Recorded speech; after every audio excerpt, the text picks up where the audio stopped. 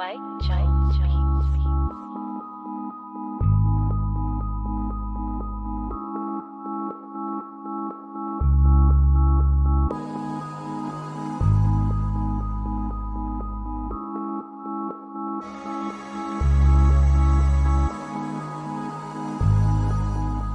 already got kicked.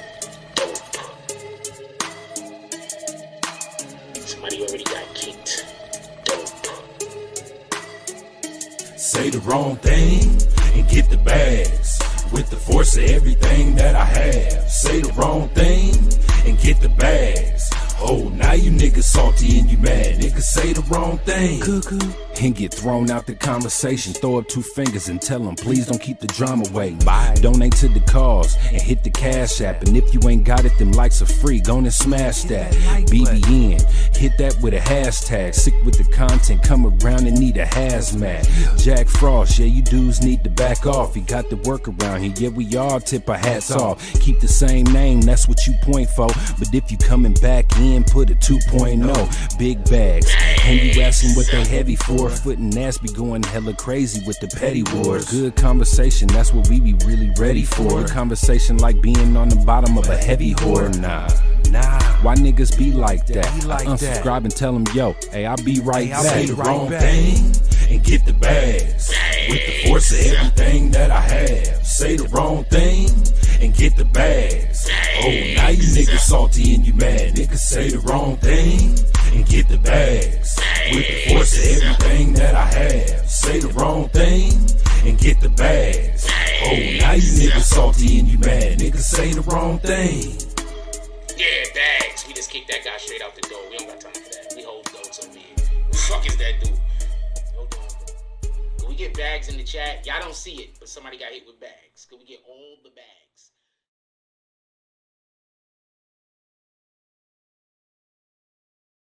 BBN Jack Froze. What's up, party people? How's everybody doing? I'm hoping everybody's having a beautiful day. Hope everybody had a beautiful Saturday. Like, not for nothing. We're going to have a much lighter conversation tonight. Obviously, you probably have already seen. So, I just want everybody to know I have seen and I've been watching some of this interview between DJ Akademiks and Hassan Campbell. And I actually find it really interesting. Not for nothing. So, we're going to be discussing that tonight. Matter of fact, I just want to do roll call. Just do it immediately. Let's get it right out of the way. As you can see, we're starting to start the show earlier. So start getting in here a little bit early. And let's please hit that like button. Shout out to ISIME. She's already up in here dropping all of those floors. She said, salute Mr. Jake Frost. When we get up to 110 likes, we'll open up the chat. I'm thinking we're going to see how the... we're going to see how the likes is flowing. If we get in... The likes is flowing quick, fast. When we get to about, if the likes are going quick, when we get to 75 likes, we'll open up the chat. If not, then it's the normal 115. I'm 110. With that being said, let's get right into the show. Couple of things I want to say real quick, right? As you can see, we're changing the format. A couple of things I want to say real quick about this whole Hassan Campbell talking to DJ Akademiks. First of all, shout out to DJ Akademiks. The reason why I say that is because with all fairness, as much as Hassan Campbell beefs with everyone, to people who have been watching him for years like myself, we probably look at him as an individual that's well known or whatever the case is, and he is well known. Don't get this confused. People know who Hassan Campbell is. But when we see an individual that has the gravitas of a DJ Akademiks decide to reach down and give an brother an interview or whatever the case is, that allows for Hassan Campbell to now be seen in a different light. So watch his beefing meter go up. I'm expecting to see Hassan Campbell beefing with a lot of new niggas coming in this next couple of years. He's got a lot of new beefs. There's gonna emerge from Hassan Campbell. Nigga straight up snitched. I want to know what people think about it. He straight up snitched. Like, he straight up snitch, right?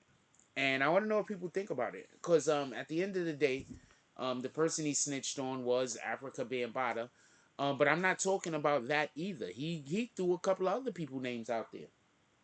That's what I'm talking The Afrika Bambaataa thing. I don't know how we feel about Afrika Bambaataa. To be quite honest with you, I need y'all to explain that shit to me. Like, how do we feel about Afrika Bambaataa for real, for real? I'm gonna say something, and I hope nobody catches offense to this. But the first time I saw Afrika Bambaataa, I thought the dude was gay. So they have a video, not for nothing. It's a music video, and in the music video, it's like Afrika Bambaataa is like sitting down with like a couple of other people like behind like a table or some shit. And there's some dudes standing up, big, strong dudes, I think, like standing up behind them. And the first time I ever saw that, I was younger, whatever the case is. I never didn't think Afrika Bambaataa was gay. So I don't understand what all of this surprise is. And that's probably why I'm not as enamored with the Hassan Campbell Afrika Bambaataa situation that other people are. Because I always thought he was gay. So I don't understand what's the big reveal. He's a gay guy that had a lot of men, young boys around him. What did y'all think was happening? Like, on some real shit. Like, if there's a just in all fairness, and I'm not trying to say just because somebody's gay that they're having sex with minors. I'm not saying that at all. That's absurd. But what I am saying is, if we see a person who's flamboyant and they're a man and they're flamboyant and we constantly see them with a lot of little girls, what do we think? Right? So I don't understand why we can't think the same thing when it deals with somebody that's attracted to the same sex. I think that's fair. Anyway, boom. Anyway, women are doing this a lot also. There's a lot of women teachers that's having sex with these kids out here. So women are actually adding to this algorithm also. What's up, Emmanuel? We got Emmanuel up in here doing all of the things. We got E. Simmons. I'm happy to see her. We don't usually see her around. She pulled up today. Gonna do some admin. I want to know what you guys think about this. Also, hit the like button. I'm gonna open up the chat. You know when. So we're gonna have to take a minute for everybody to get up in here. Please hit the like button so we can send out some notifications. We dropped a couple of videos today real quick. I'm gonna set you. We'll be right back after this commercial break. We dropped a couple of videos today. I hope y'all checked out some of them. Check this out. Straight drop. Cornelia Smith. Still do not have lawyers. It's Friday. Judge says you got to Saturday, you got to Sunday, you got to Monday.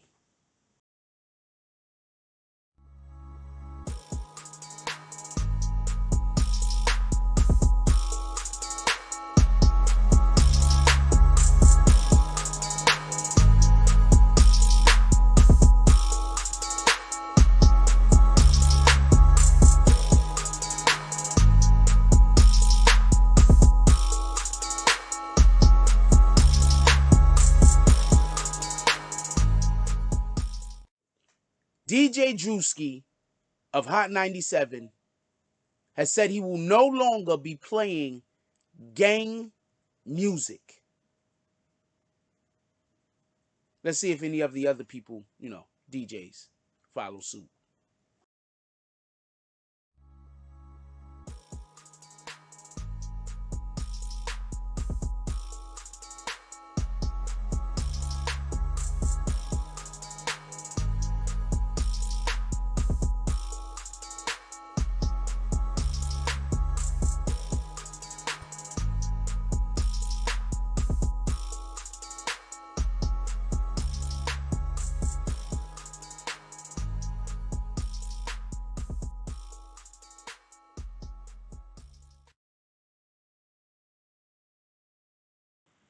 Sorry about that. I needed to do something real quick.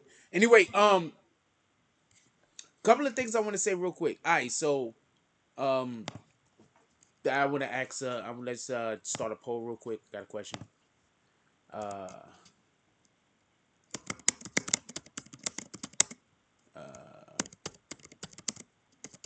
Did you see the Campbell DJ act?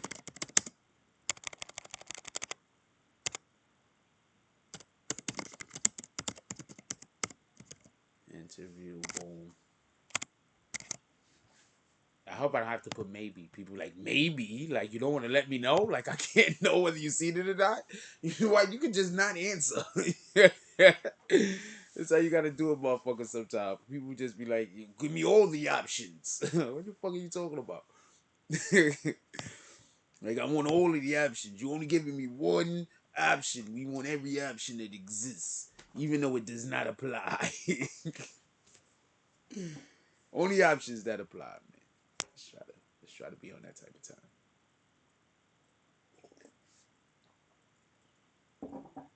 Oh man. So I want to know, did you see the Hassan Campbell DJ Academics interview? I saw a lot of it. It was entertaining. Watching that interview, I saw a couple of things. One of the things that I'm gonna have to be mindful of when I saw this on the Clubhouse too, and this is the one thing that I was really upset with myself about when I was on Clubhouse. I felt like um, I felt like I had so much to say, and I wasn't doing a good job of using the time allotted. So that's one thing that I personally think that I have to improve on. Probably just when I'm just having conversations with people in general. I think I'm just too used to. I think I don't know. I'm gonna put it on myself. It's a me thing. So I think personally, when I was watching it, I saw that Hassan Campbell was just talking, and DJ Academics didn't have the opportunity to get a word in edgewise. Now I know how that feels because people do that. Everybody gets that done to them, and I'm assuming at times people do that to other people.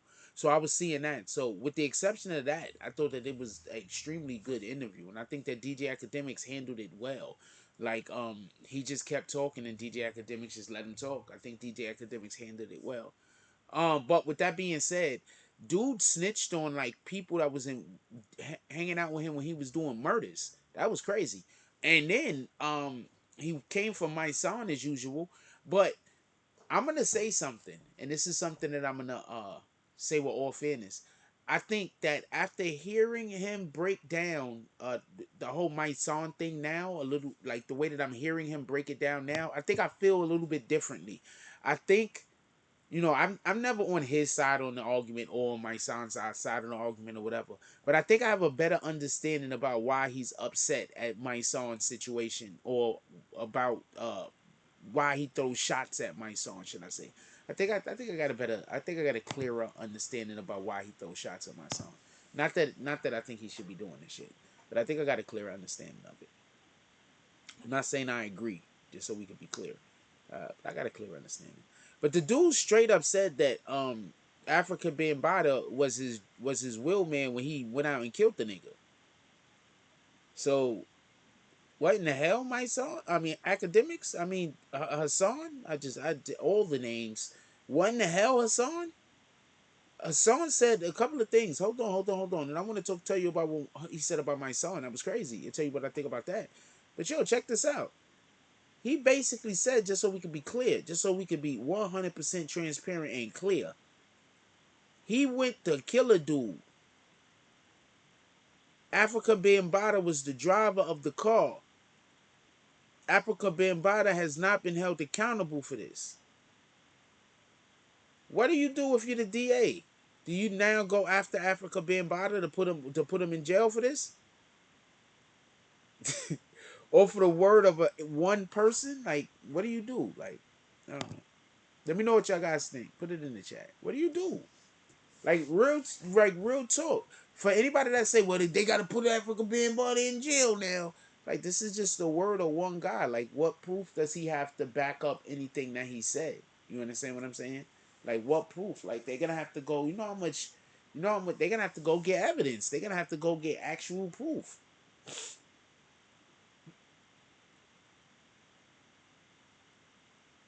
Hassan is crazy. Hassan, Hassan is crazy. It's crazy. Hassan just says anything. Hassan just says anything. Hassan just says anything.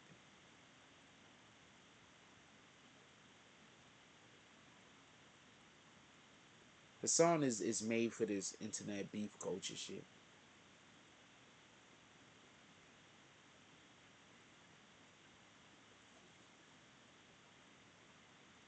You gotta understand, a lot of people want to do this beef and shit on the internet because mad niggas want to be a rapper.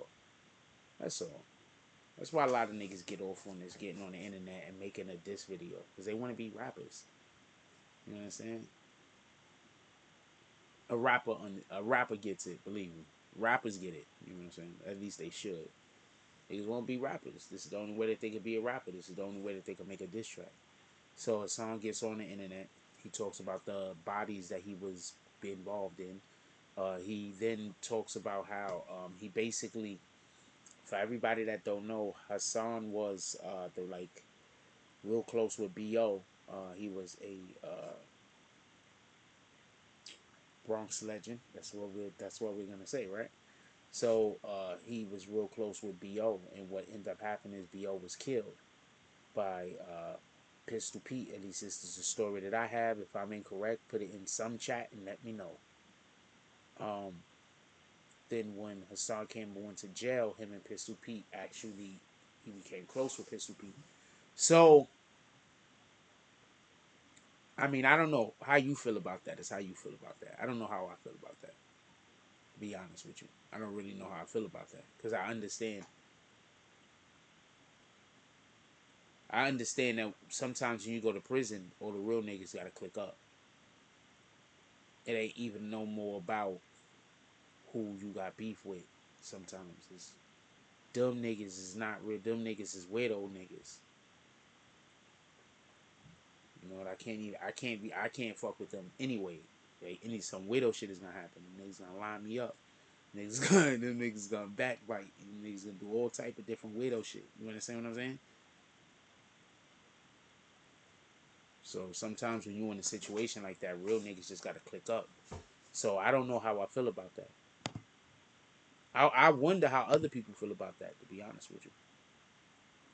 I'm gonna put that poll up. Hold on. Let's get that poll up. He said he held dudes in the corner store at gunpoint because he thought they was about to rob the place. I'm gonna explain something. There's a lot of people that went through trauma as a child that want to be a good person as an adult. You understand what I'm saying?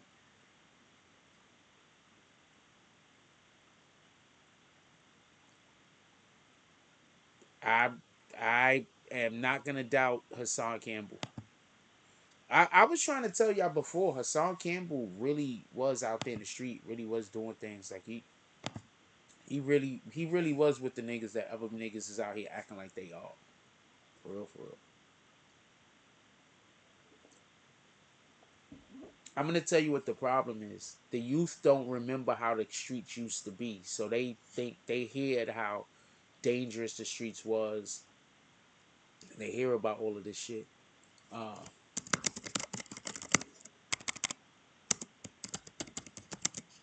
and what happens is they glorify it. They hear it being glorified. You know, people talking about YOLO. Back in my day, um, we did this in the street and niggas did that. Now I thought we would have never let that fly. But what happens is they're not explaining that the culture was different back in the day. They're just saying that people responded differently to different energy. You understand what I'm saying? But they're not explaining how the culture was different. They're not saying, well, you know, also back in my day, you know, the neighborhood where you grew up in, a lot of the parents were respectable, you know?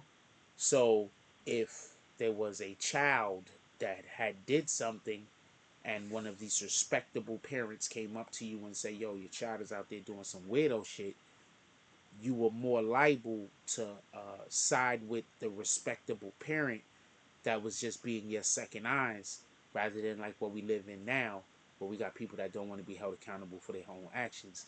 So every time anything happened, they're trying to figure out how it was somebody else's fault, and how, you know, they're just absolutely blind to whatever the fuck they did. So, you know, we live in a different time, and sometimes that needs to be explained to these kids. So when you say, yo, you know, we didn't allow people to do this on the block, then you also got to explain, you know what I'm saying, why this isn't something that we allow being done. Like, you know, you need to. There's a lot of teachable moments that niggas don't use as teachable moments. Motherfuckers just do whatever the simple easy thing is, which is usually the yell, scream, punish. Um,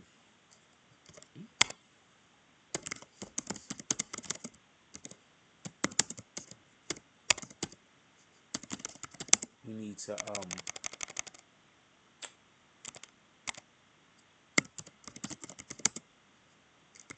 we need to have more teachable moments. I think that that's a big problem. We don't have people. What the fuck?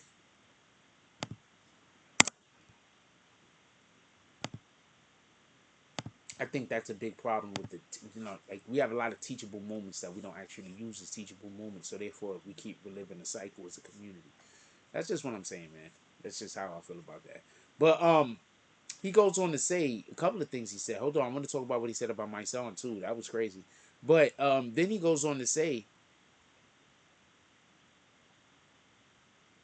I believe him. You said he had him. He went into a store and he pulled out on somebody, had them with their hands up on the wall. There's no reason for me not to believe him. There's no reason for me not to believe him. Then he named a couple of other people that was there when he was doing these situations. I don't know if those people are still alive or not. Maybe he named those other people he named they ain't alive no more. I don't know. But then he named some people that was involved in crimes with him. You like how you looking at this shit like, yo, is this really what it's about, homie?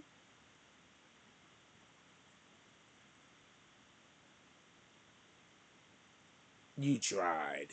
Is that like you look at it like, yo, is that really what this is about, homie? Like, this is the type of time we on? What in the hell? I'm gonna say this much about my son. So DJ Academics and Hassan both have their problems with my son, their beats with my son. I want to say something real quick. I thought this was interesting.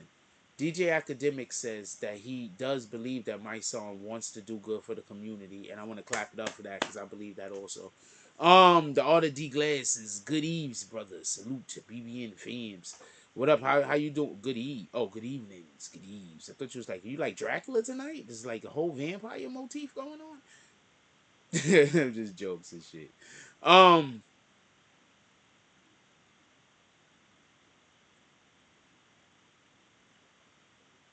so shout out to DJ Academics for that. Because he did say that basically he does believe that my son wants good. But hearing what give me 1 second. Hearing what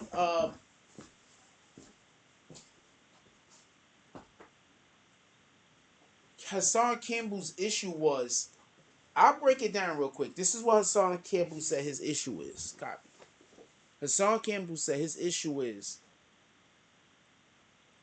Hassan Campbell said his issue is Homeboy goes and protest, basically, right? Somebody goes, somebody's mother loses their son or whatever the case is. So he goes and he protests the child dying for the mother, right? I think he's awful a little bit what he's saying, but this was his point. He goes and he protests when people lose their kids in the street and to lose their kids, right? He goes and he protests for them, right? But he also promotes the music that encourages the young black death. So Hassan is saying that that's what his issue is. That issue makes sense to me. I understand that issue. But where I think he might be a little off is the only time I see them come out and protest is against the police, basically. Now, what I'm saying is that's my issue. I think they should be coming out and being in the community when it's an issue where some street violence happens and they show up and they're like, this has to stop. I think that they should be pulling up on situations like that also. So that's why I'm like, I understand what Hassan is saying. I kind of agree with it to a degree. I'm on that same train of thought. But I do think that my son does want better for the community. Like I don't think, like even if he's in it for the money, I think he still wants better for the community. That's the shit that kills me. Like, people be like, yo, that person's just in it for the money. They can't be in it for the money and also in it to make the good things happen. It has to only be for the money. It's the only way. They can't also want the good things to happen. Like, what the fuck? Hassan said Jim a rat while then saying he loved Jim so he liked mice. No, Hassan. Okay, so Hassan is like this. This is what Hassan do. Shout out to this shit. He's pretty good at it. He's been doing it for so long. It's just part of his who he is. So Hassan is just gonna talk shit about everyone. He doesn't necessarily dislike all of these people. He just dislike. Okay, so the easiest way to break it down is like, well, one way to break it down is like this. I don't know what the easiest way would be. The Bible says this: don't hate the sinner, hate the sin. I'm gonna say this again. The Bible says, don't hate the sinner, hate the sin. So basically, we're not supposed to hate the person ever. We're supposed to hate the thing that the person did, the sin. That we can hate. The person we're not supposed to hate. Copy? So, in reality, that's kind of what Hassan Campbell practices. He says, well, I love that person. That's my brother. All of the positive things. But then he says, well, that person did that thing right there, and I disagree with it, and I'm against that. So that's kind of the line that he's on, and I can see where he's going with that. That's kind of the line that he's on. At least from what I've seen. What do I know, though? I could be wrong. What verse is what?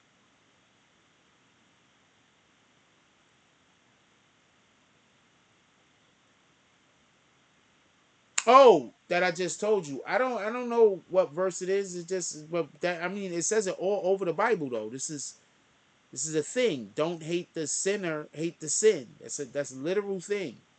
We're not supposed to hate people. We're supposed to hate the sin, not the sinner. Dude, that's not rocket science. That's literally just me reminding people. That's a pretty basic thing, and like like dang near every and I'm not even religious, but dang near every religion is like the basic thing.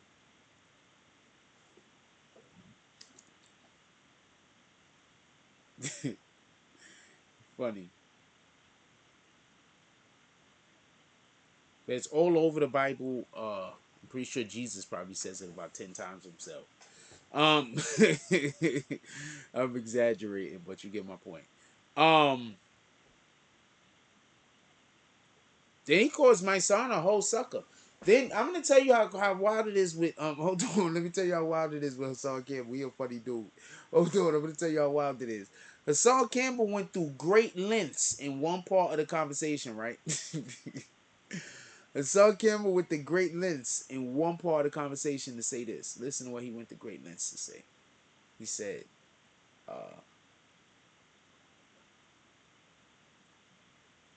and this is what I mean by don't hate the sinner, hate the sin. So he went to great lengths to say, my son isn't a sucker. Like, my son will fight. You understand what I'm saying? First, let me explain something to y'all. The type of New York that Hassan Campbell is talking about, that New York don't exist no more. That New York isn't a thing. It don't exist. I'm gonna say that again. That New York that my son is that Hassan Campbell was talking about, that New York don't exist no more. All right, there is nowhere that New York is ever gonna exist again. That New York was just it had its own place in time. Copy? Like most places that become memorable or historical for one reason or another. The 80s is its own place in time. I just want to explain that. The early 90s, own place in time. Just want to explain that. The mid 90s, own place in time. I just want to explain that. The late 90s, own place. All of this is just historical shit. It's hard for me to explain. right? So I say that to say I was hard for me to explain a little bit of words. So with that being said, I keep trying to tell y'all think y'all laugh at dudes for losing fights. Niggas didn't really, niggas might, you know, a little nudge you here and there, but niggas didn't make fun of niggas for losing fights, homie. You became a pariah. You became a sucker for running. You could not run. There is no running. We gotta stay and fight. You gotta figure this out. Copy? I just want to be clear on that. So when he said my son isn't no sucker, he gonna fight, and then like 5 minutes later, he said, "Yo, my son a whole sucker." You know, I was like, "What the fuck?" Yo, DJ Akademiks have to be sitting there listening to this guy. Like, how the fuck does this nigga just seamlessly flip flop? He just seamlessly flip flop. He's this way and then he's that way, just seamlessly. That was just, I was sitting there, I was listening to that shit. You have no idea how much I laughed. I thought that was hilarious. You have no idea how much I laughed. I thought that was hilarious. I said, yo, didn't this nigga just like 10 minutes ago, like 5 minutes ago, did he just say that Hassan, that he didn't he just say my son isn't a sucker, he gonna fight? But I think his whole point was this.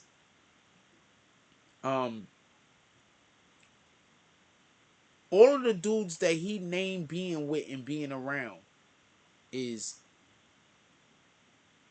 no,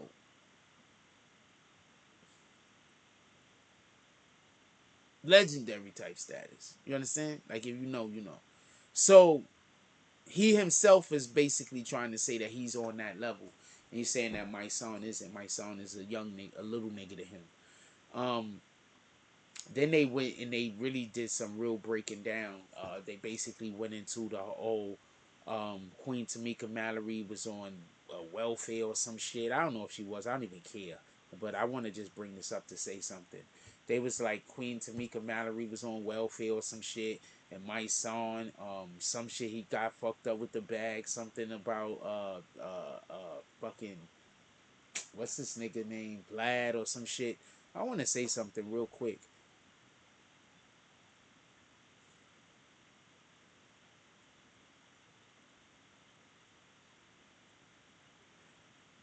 Could you please explain to me why, if somebody is doing a service that we actually need, why are we concerned with how much money they make? These services we actually need that they are supplying. It's not like we don't need the service. I just want to be clear on this. It's not like we don't need people watching the motherfucking police. Even if the police was doing everything they were supposed to be doing, we still need niggas watching them. Right? It's not like we don't need people fighting against the government. We need to keep the government on their toes to a degree. These guys have a good service that they're doing for us. I think they should be able to live not just a comfortable life, but a secure one. I'm not against it. So my point is this. Where's the problem? Why do you care that they're getting paid? Why do you care that they're making money doing what they're doing? When I hear, my only issue is there's things that I believe that they should be confronting that they aren't. That's my only issue. I don't understand why they can't make money or make a living. I don't see there's nothing wrong with that.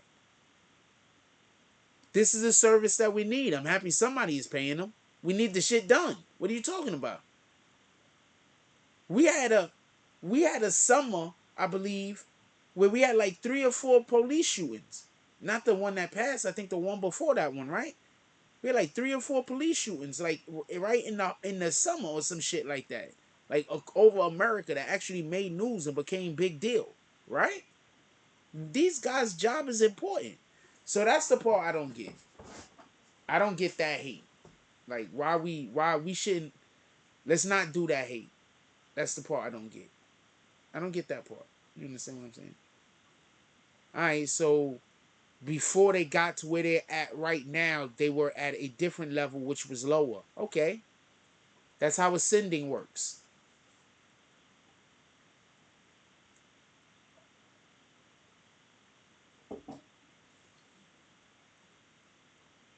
Same people are gonna say we got to be better every day, but then when you get better every day, after a lot of days passing, you're a lot better. They say, well, that wasn't fair. What the fuck? Speaking of police, what's up with the police in the young Dolph case? I don't know what specifically you want to talk about. Yo, you want to know what I did hear about the young Dolph case? I heard somebody say that now, this is what these guys just be doing any old thing. I wish they would just start putting parody. I'm not getting it. I don't want to say the name of the channel because I don't want to beef with nobody. But I wish they would just start saying parody. That's it. Just put parody. I really wish they would start doing that.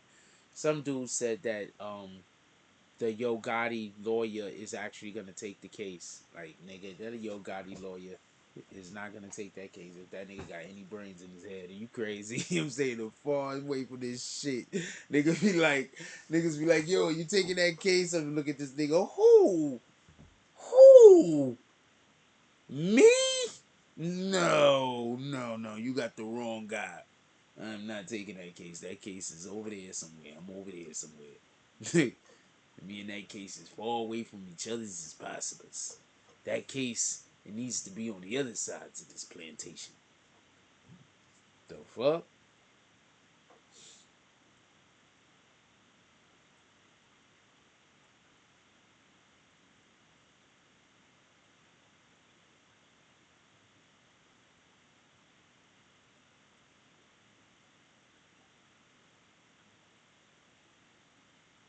She's pretty though.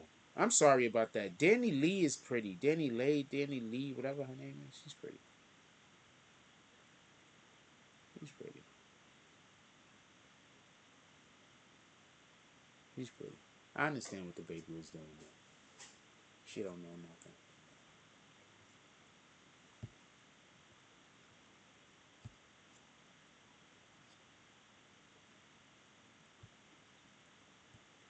What else y'all want to talk about? Put it in the chat. Where we at? 37 minutes. This is the time I'm supposed to be saying this, around 35-minute mark. Whatever else y'all want to talk about, put it in the chat. Somebody said, speaking of police, young Dolph case, I don't. Allegedly the lawyer is. So I don't know about that. I think that's just a lie. I think that's just somebody just making a video and they just decided to say a thing and see if it was gonna catch on. But if you pay attention, a lot of people have made videos talking about the shit that we said over here first. When I said, Joe, look, they signed Homeboy Man, they signed Straight Drop Man so they could pay for the fucking lawyer. Now I see other YouTube channels saying the same fucking thing. We said that over here first. They signed Straight Drop Man so they could get him the money without it coming straight from them. Now they gonna sign a nigga to like $11 million signing bonus. No, they not doing that shit. But I'll tell you this much: they better make sure that this is their future. This is their lives. This is not a game. Like, these dudes fucked up. They fucked up. And once again, I don't really believe Yo Gotti is involved in this before the fact. I think how he messed up is whenever you got a bag on somebody's head, when somebody killed a person, the worst thing that could happen to you is now then that individuals that killed that person contact you. That's one of the worst things that could happen. You like, it was a joke. Motherfuckers be like, niggas be like, wait, what happened? Like, it was a joke. You killed him? Why? What are you talking about? Who? That person don't live here. For everybody that don't know, that's how we used to have to hang the phone up. This is how phones used to look back in the day, for everybody that don't know. How do we do phone now? Like, when you try to tell somebody you on the phone, do you go like this? Hey, yo, do you like, that don't even look right. Like, do we still do this? I'm curious. Like, we had to get, like, the home phones and the pay phones. Like, do pay phones really exist? Like, there's no more pay phones in New York City. There was a whole fucking movie called Phone Booth about the alleged last phone booth that was gonna be in New York City. For everybody that don't know, I saw that movie. I thought it was gonna be great because the concept and the idea was above board, but it was not, apparently. Give me 1 second. It had Colin Farrell in it. He was actually killing the acting scene at that time. He was actually killing the acting. Everybody that don't know.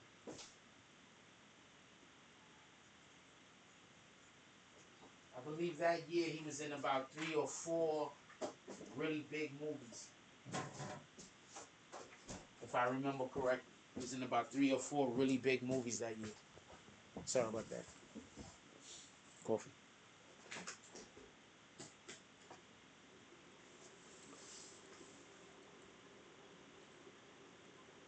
Yeah, I wanted to know who still does that. Yo, call me, like, because I'm pretty sure that there's like people that's probably does niggas even still got house phones? I'm curious. I'm gonna tell you some funny shit. Hold on. I'm gonna tell you some funny shit. So this is before I started moving around or whatever where I used to live. So we had 2 house phones actually, right? Business lines, right? One of them was a business line. One of it was just to keep an old phone number. So we had 2 house phones. Do you know one of those phones nobody never used? Never used. Like never used. Like we literally didn't even need to have the phone in the jack. Nobody never used that phone. Never. Picked up the phone one day. There was dust on the. And I was busy sitting there thinking to myself, like, you don't need a house phone. Like, you really don't need a house phone. You can literally go to Cricket or some shit like that. I'm with T-Mobile personally. Shout out to T-Mobile. But you could literally go to like Cricket or some shit like that and get like 3 or 4 fucking cell phone plans and pay like $100 with like 3 or 4 different cell phones. They go your house phone right there. You have a whole cell phone that you just never take out the crib. That's the house phone. You have a whole cell phone. You just never take the bitch out the crib. That's it.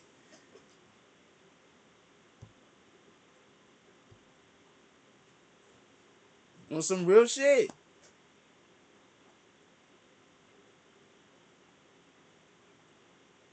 The fucking Knicks are beating the Lakers somehow. I don't even want to talk about it.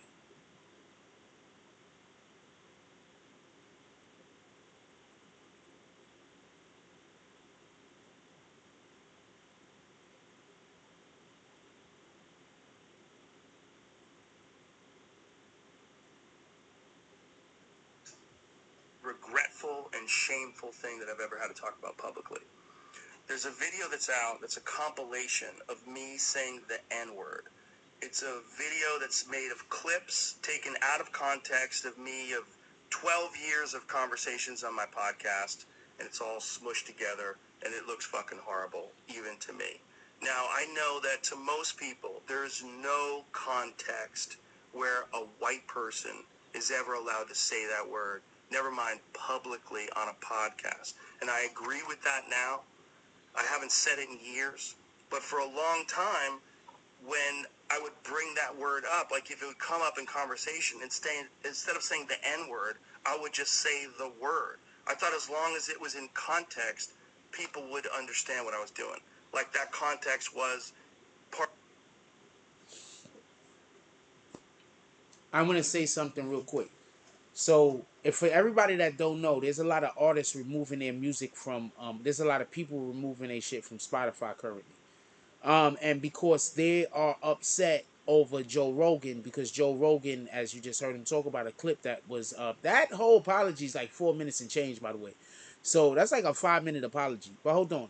So Joe Rogan has there's a clip going out, or there's a video going out where he's been saying the N-word a ton of times. I want to say something real quick, right? A lot of y'all white dudes, white women, white dudes, white people in general, are having backlash because privately you have black friends that don't have a problem with you saying the N-word and allow for y'all to have discussions about these things.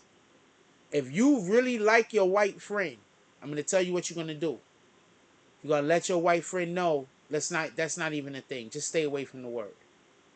You're going to let your white friend know this. in the future, or for right now, for you yourself personally that have nothing to do with me, your life is gonna be better. And for even those situations that we have something going on, your life is just, let's just make sure that that word is not a thing. You're doing your friends a much better favor. Because I'm going to tell you what happened. Joe Rogan was used to having these conversations with his black friends about his availability of the N-word. And those became conversations that he brought on his show. I'm just telling you, in my belief.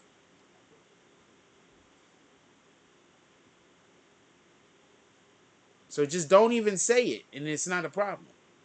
Like people talk about, let's say, this is just me, I'm talking about me now. Let's say I got a friend, he grew up with me in whatever, in, let's say I got a white friend that grew up with me when I grew up, right? In the Bronx. Right? And let's say he wouldn't even, the young niggas I grew up with, he wouldn't even be able to say the N-word. That wouldn't even be a thing.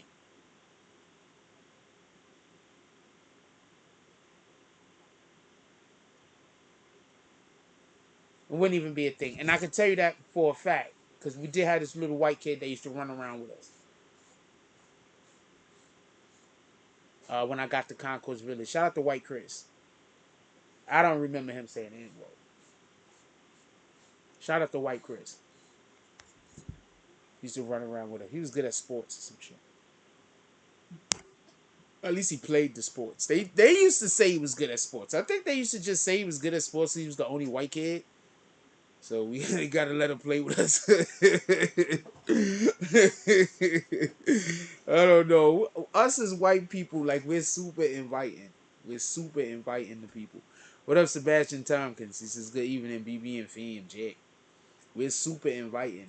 Like, we're really, really inviting to other races even more than our own sometimes.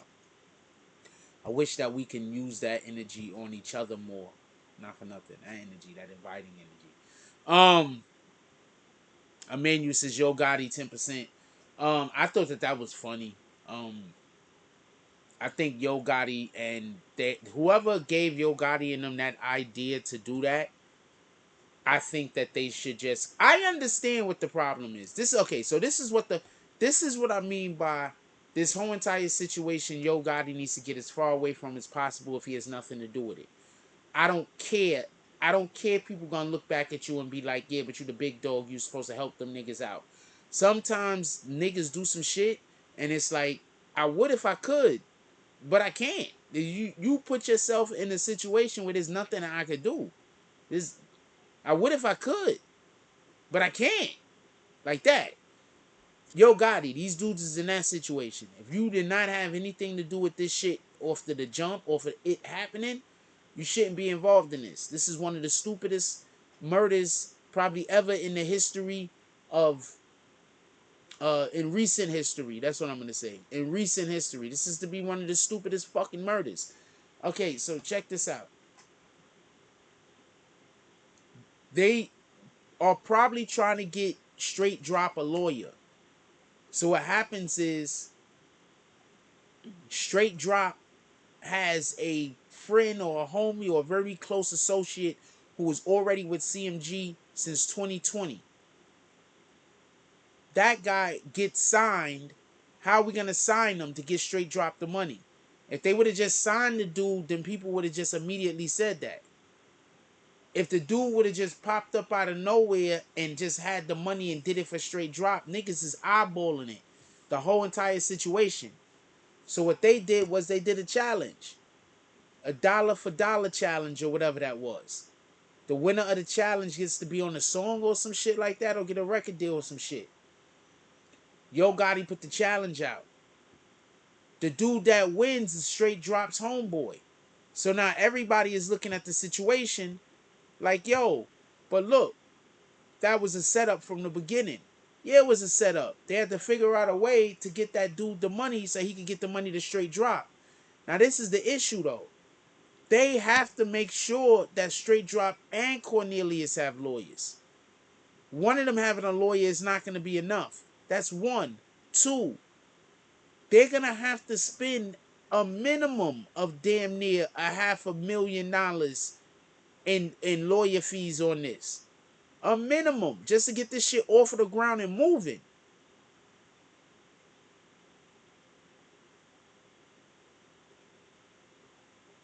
Just to get this off of the ground and moving. And then this is going to be the worst part for every other person involved in this case. In order to get these guys off, they're going to basically be doing things that's going to have to implicate other people.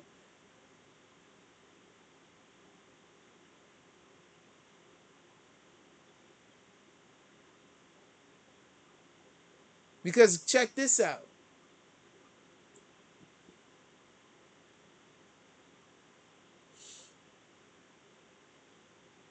Well, we don't know if they found the guns yet. We don't know if any of the guns have been recovered. So I don't even want to go. I don't really want to. Let me just refresh my coffee real quick. I don't really want to go as far as to say that we don't know about the recovery of the guns currently.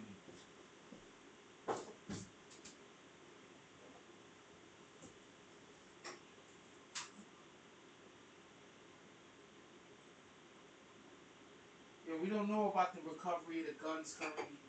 So I don't really want to make it sound like.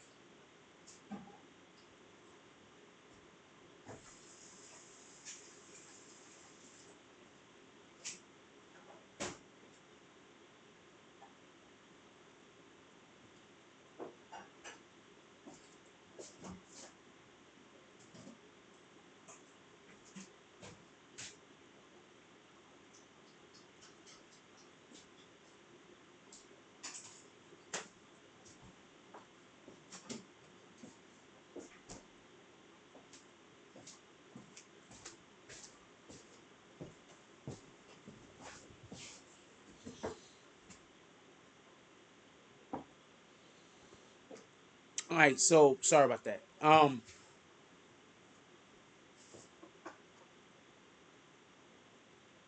right, so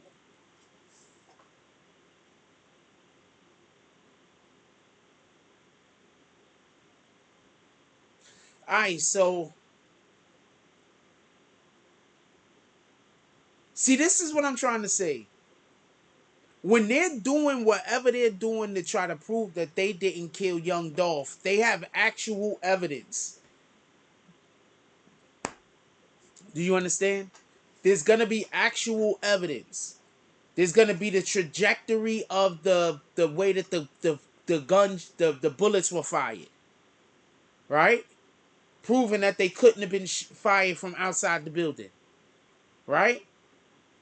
You understand? Like there's gonna be actual evidence to prove that they didn't do this. But the problem is this: it still happened, and the government is not only gonna have the proof of whoever like that proof, but they're coming for the conspiracy proof, the conspiracy angle. I'm telling you what this is. It's the whole conspiracy thing.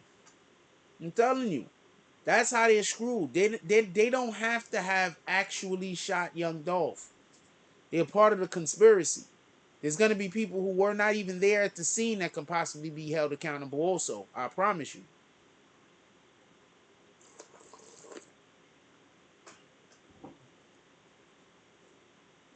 If CMG gets out from under this, the first thing they should do is tell Black Youngster, we need for you to just be quiet forever. Whenever you talk, we got a script. You got to read from the fucking script. Whenever you talk. If you're not reading from the script, we don't want you talking. Every time you open your mouth, you put us in an effed up ass fucking situation. Shout out to 456 Casino. He said, what up, bro? It's chilling. Every time Black Youngster, you open your mouth, you put us in a bad situation. So we're going to need for you, if we get out of this situation, we're going to need for you to just be quiet. You need to really just go do music and do whatever the shit is that you do, but quiet, but loud at the same time. Because people got to see you, but they got to see you not doing stupid shit.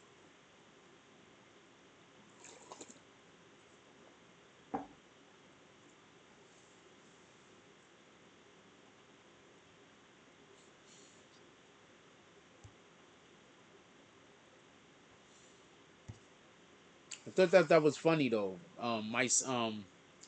Hassan was like, my son's a sucker. I mean, my son isn't a sucker. And then like 10 minutes later, he was like, my son is a sucker. I bet you Akademiks was like, face palm. What the hell? This guy's everywhere with it. That guy's just good television. Just you can't really take him too seriously. Can't take him too seriously. It's good television. It's good television. I hope nothing no happened to him. He's one of them. He's like, I hope nothing no happened to him. Because, you know, what up, Symbology Scanners? How you doing tonight, my brother? He said, salute, BBN fan.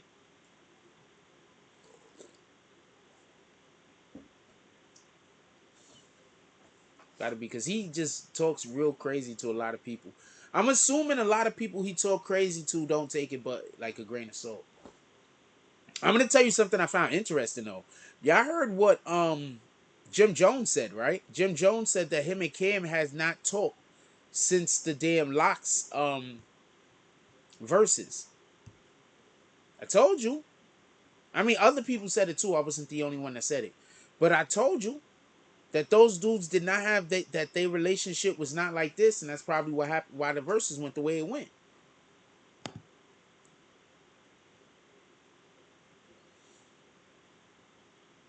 Everybody that can chat, obviously, that heard the Hassan Campbell DJ Akademiks interview, tell me what y'all think about the snitching. If you could chat in the chat, if you could bring it up in the chat.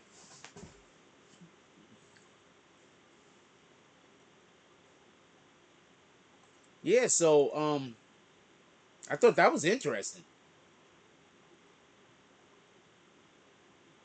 Jim Jones came out and said that him and Kim have not spoken. I told y'all. I've been told y'all that that there's a, because I personally know what the issue is. All right, Jim Jones and Cam have a real issue about a problem. Dipset broke up over a real issue. Couple of real issues. Some of the shit's private, embarrassing, public, embarrassing. But some of the shit is just some shit that y'all just don't know about. But they broke up over some real shit. Or they not talking over some real shit. I was surprised when they did the whole Dipset New York City basketball shit, and them niggas was both at the signing, the clothes signing shit where I went and caught my hat at. So I was surprised that they was both there, to be honest with you. I'm keeping it a whole stack. I was surprised. So I don't know what to tell you. At first, I thought they said Hassan got loose hips. It was like, well, man, not tonight. What the hell? Not tonight, man. Why you messing with him? Casino said Hassan got loose lips. Well, Hassan rose to his prominence by just saying whatever he felt like saying or whatever was on his mind without filter. So he got the opportunity to be on a platform talking to somebody that was, a larger platform than his own. So obviously he tried to do everything he can to show a different audience, or audience that might not have seen him before, what he brings to the table. And there's nothing wrong with that. Definitely overtalked. But I think that often when you do what I do right now, like, okay, so I live in a private house now, right? So there's probably people that walk past the building sometime, walk past the outside of my house while I'm talking. They probably, to them, think I'm in here talking to myself. Because they like, we didn't see nobody go in there. What the fuck is that guy doing? He's sitting there, he be talking to himself for hours over his. So that's what... So I say all that to say, when you do this for a living, where you kind of get into the bad habit of talking, becomes a bad habit.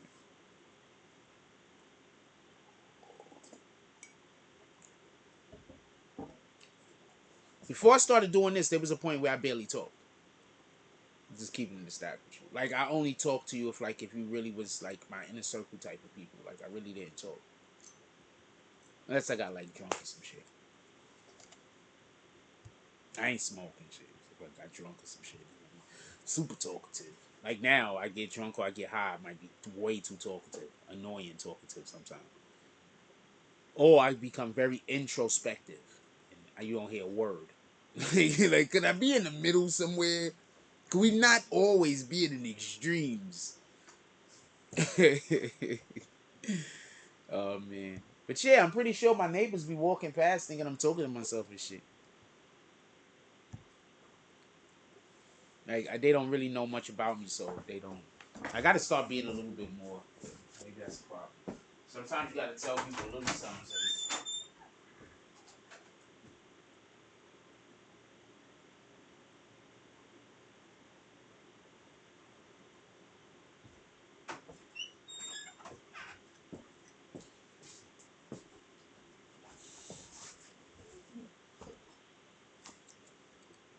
Yeah, so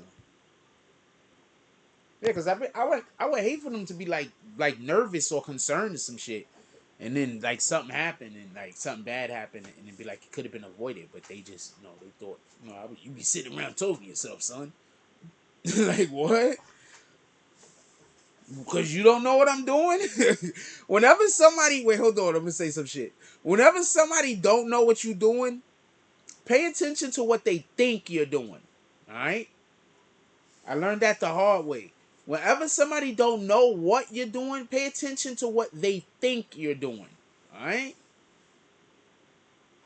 Like if somebody don't know what you're doing and the thing that they think you're doing is like some really bonkers shit, like you probably like you might need to have a discussion with them. You might need to.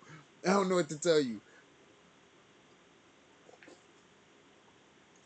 Just got to sit them down with some Earl Grey coffee or some shit, or Earl Grey tea. Like, we need to have a seat. Got crumpets on the way. Casino says also I think he didn't have a message. He was all over the place. I don't know. I kind of feel like I'm all over the place right now. So I'm gonna say whenever we don't I'm gonna say okay, so this is what I saw.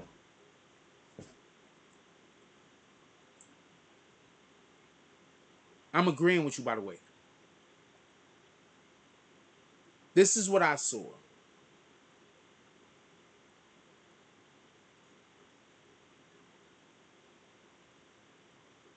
Once again, sometimes when you do this, we become difficult to have actual discussions with.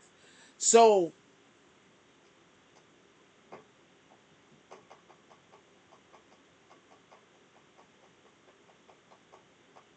the next time somebody you care about comes to you and you're talking about a problem or issue or something that's bothering them, ask them what do they want, comfort or solutions.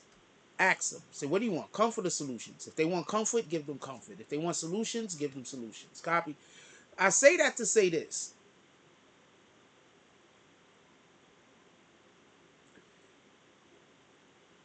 He would be talking about something, and before that thing gets finished, he carries that story on into a whole nother story. And then before that gets finished, he carries it on to another story. And then before that gets finished, he carries it on to another story. Now, this is basically a strategy that people use in debating. I'm going to tell you what that is in 1 second. Let me close this door. This is a debating strategy that people use.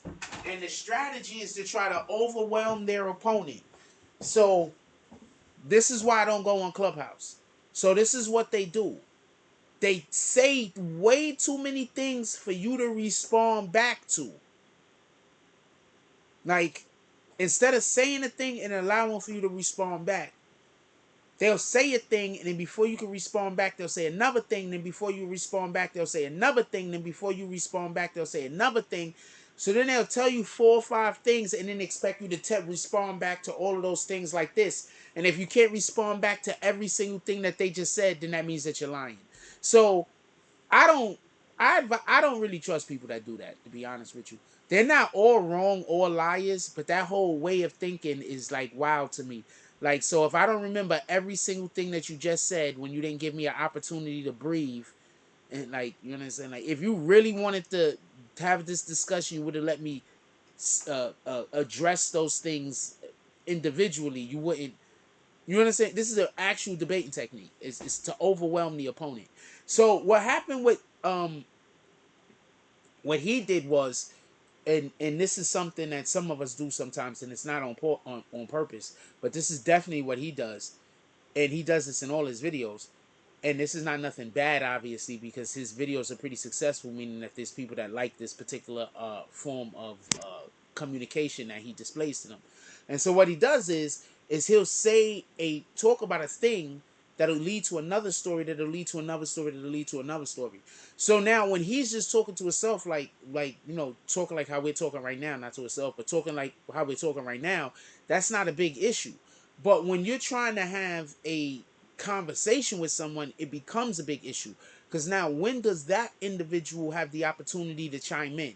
When does that individual have an opportunity to say anything?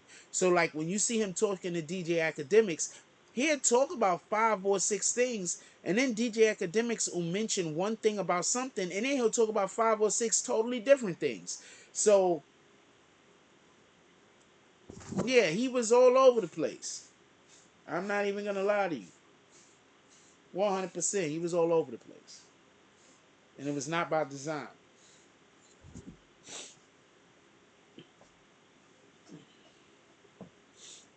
It's not by design. Like if you watch, we got the Wokecast up. If you see any of the interviews that we did on the Wokecast, you see me stop people and prevent them from doing that. I don't think you would have been able to do that with a Hassan Campbell, because that's also media training. You understand what I'm saying? So that's a big difference about a lot of the dudes that I had interviewed initially, especially with the Wokecast. I interviewed them with kid gloves, understanding that they never actually went to media training. So the only media training we actually had was my media training. Copy?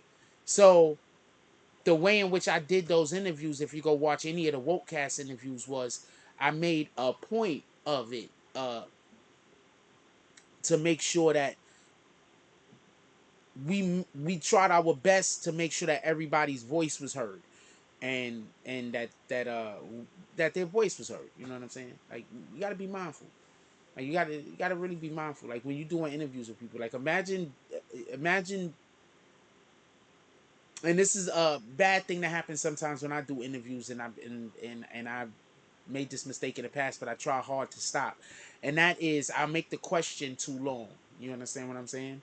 Like, I have to remind a person about a whole situation that takes 3 minutes, and then I ask a question, and then the person's response is like a 1-word response, and I'm like, God damn it, I just wasted all of that time. I just wasted all of that time, and this motherfucker give me a 1-word response. All right, now I have to ask quick questions, a couple of really quick questions like this, so we can get him talking or her talking. So I gotta ask some fast questions so it don't sound like me just talking the whole entire time. So boom. Anyway, yeah, so that's why nobody snitches on themselves when they come on my program. Because even though you don't have media training, I have a little bit of something to know when. So you are not going to jail after interviewing over here, I promise you. Well, first of all, who's gonna see it, right? I really need to stop saying jokes about myself. That's bad, actually. Let's talk positivity into existence. Somebody put the Cash App in the chat. Let's talk all of the positivities into existence.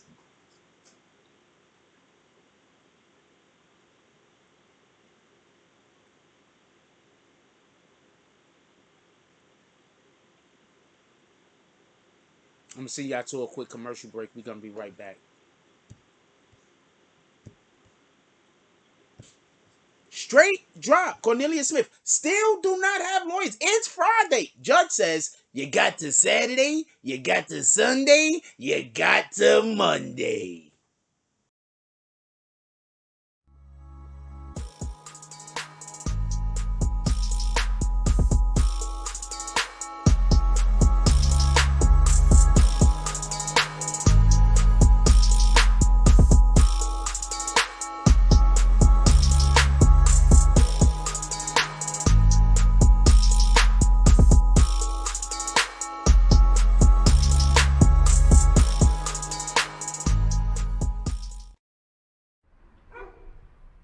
afternoon, gentlemen.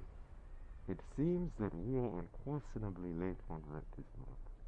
So much so that our irascible landlord has delivered a letter upon our current residency. Damn. It's that time already? Now y'all broke asses got 2 goddamn days to give me my money, or it's gonna be some serious repercussions and consequences. At ease, Beatz!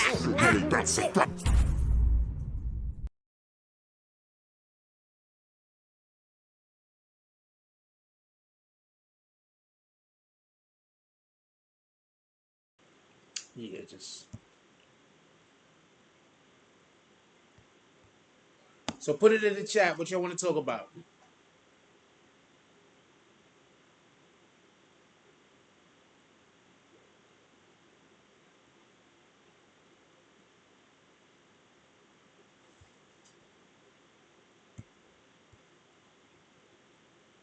Put it in the chat what y'all want to talk about.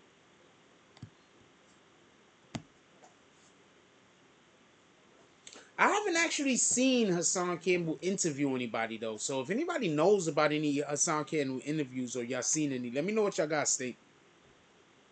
I haven't seen any actual Hassan Campbell interviews. I would assume they're pretty okay. I mean, I don't know. I don't know how it was interviewed. I need to start watching all of those series, but I can't. I really need to start watching those series. I don't watch any of them things. I need to start though. Zodiac Killer. I think you're so weird. God dang it. I really need to start watching those shows though. That's a fact. I don't watch any of those shows. I don't have cable currently, so I guess I gotta buy Stars, and I don't. I don't got cable currently. I don't know how to watch those shows. If somebody can get me, I don't know. I don't do nothing illegal, so I don't have none of those illegal streaming services or nothing. Yeah, I don't currently have cable, so. And actually, that was a point that I wanted to get to when we were talking about the whole telephone thing. I don't currently have cable, and I don't even see a reason to get cable. Not for nothing. You understand what I'm saying? Like, I don't even see a reason to get it. The only reason why I would even get cable is so I could watch SportsCenter. But I could get ESPN on something else. You know what I'm saying? But you want to know the irony of all of this? We pay for more money now. You know how people used to complain about their cable bill? Well, how much you was paying for cable a month? Like $30 for cable a month or some shit like that? Yeah, but 5-6 illegal. $30 for cable a month or for some shit like that, right? Like all your, like you pay like 30 or some shit for like your cable or whatever, right? Maybe you pay $100 for cable, right? Well, $100 I guess would be more. Because then think about all what you pay for all these streaming services, your Netflix, your Disney Plus, your Paramount, your I can't think of any more streaming services. Your Hulu. Think about how much money you pay for all of those streaming services. You probably would be paying less if you just had cable. I was thinking about that shit the other day. I was like, that shit is probably just less if you just get cable. You probably just cable is probably like $59. All of them other streaming services is probably like fucking like $100 a fucking month, yo. You probably made like $120 damn dollars a month on all them other motherfucking streaming services. You can just get cable. Shout out to that shit.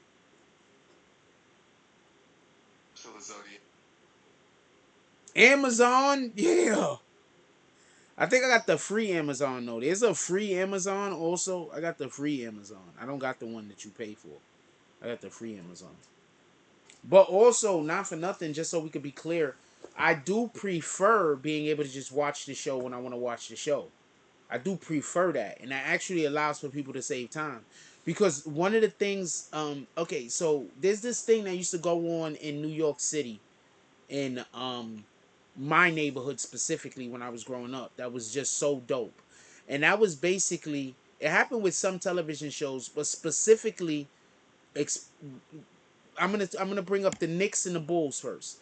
Whenever the Knicks and the Bulls played in my neighborhood, nobody wasn't outside. I promise you, it was dead outside. In 90s, 95, 94, 93, 92, When the Knicks played the Bulls, wasn't nobody outside. I don't even care if you were not a Knicks fan. I don't care if you weren't a Bulls fan. I don't even care if you watched basketball. You was upstairs to watch that game. Nobody wasn't outside. That was a reason to call off from work. Is there anybody here from New York City? Am I not telling the truth? That was a reason to call off from work. The Knicks is playing the Bulls, yo. Niggas was not going to work. The Knicks is playing the Bulls. Yo, you coming over? The Knicks is playing the Bulls. Niggas is having whole parties.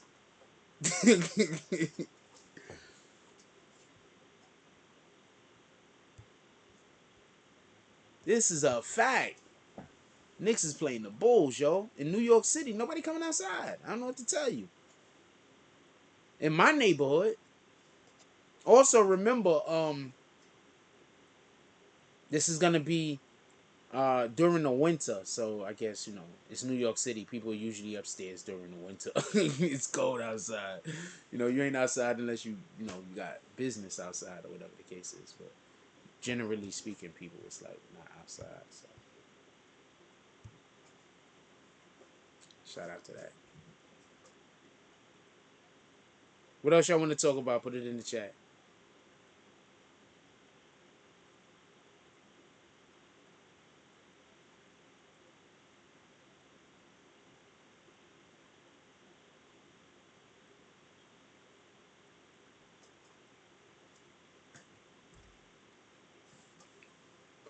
Very short basketball player. They call him White Iverson on Instagram. His handles is crazy, but he's stupid short. So I know how he be killing them dudes. Like, you don't understand. When your leg, when you closer to the ground and you doing that handle and shit, you just got the advantage. Like, for real, for real. You just got the advantage. Or as long as you got your balance. As long as your balance is good. Teach your kids balance, especially if you got your kids involved in sports. Make sure that your kids got good balance. Balance is just good in general, but just good balance and shit.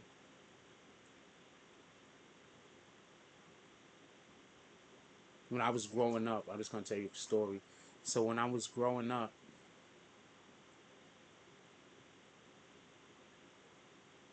in my backyard, we had this thing that looked like a pitcher's mound.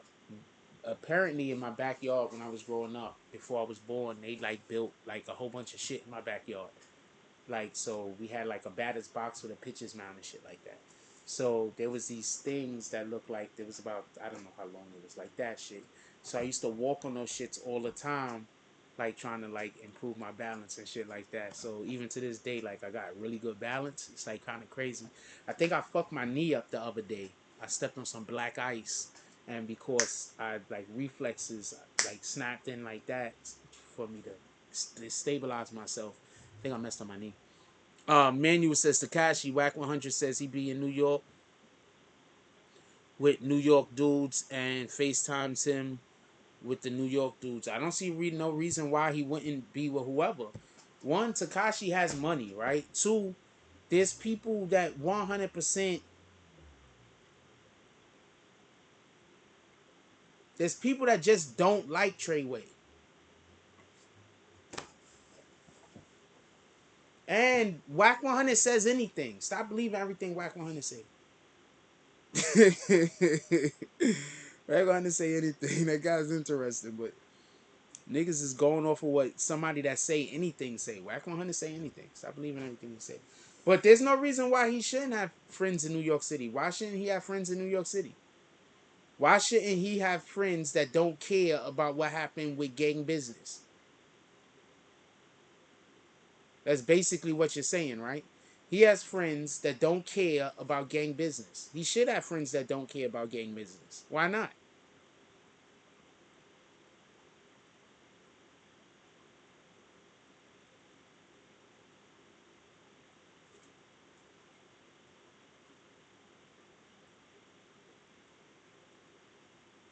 I promise you, you're gonna meet I promise you, if you met a billionaire and tried to tell a billionaire about what happened with Treyway, they're not gonna care. I promise you, if you meet somebody that's got meet some of these people that own some of these companies and some of these billions that's on like the Fortune 500, and you try to talk to them about Treyway, they ain't gonna care. Like, is that a movie? They like, could I go somewhere and watch that? That's what thing I ask you. They're not gonna care. So yeah, there's no reason in the world why he shouldn't be anywhere in the world, and there be people that wouldn't want to hang out with him and talk to him. He should come do an interview with Jack Frost.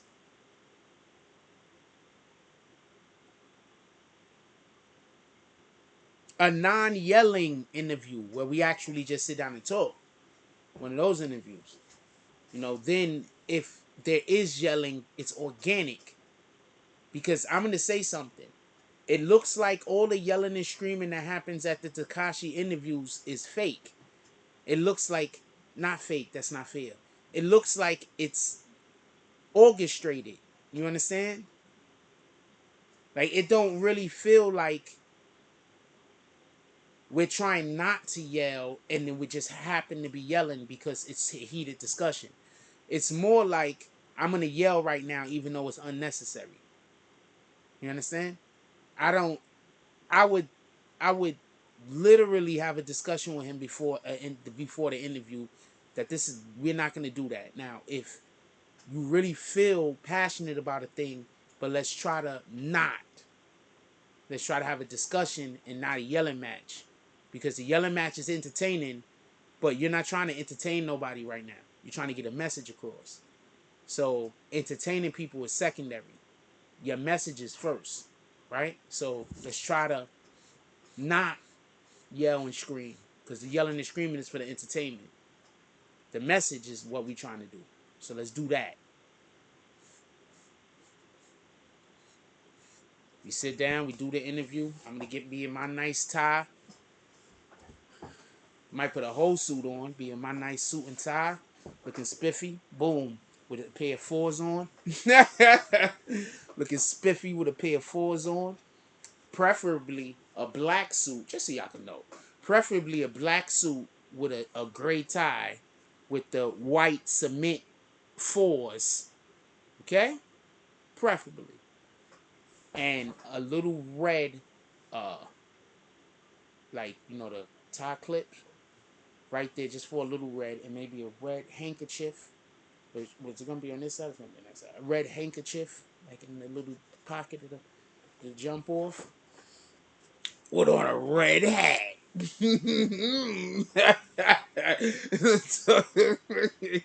Jack, you are too much. Oh man.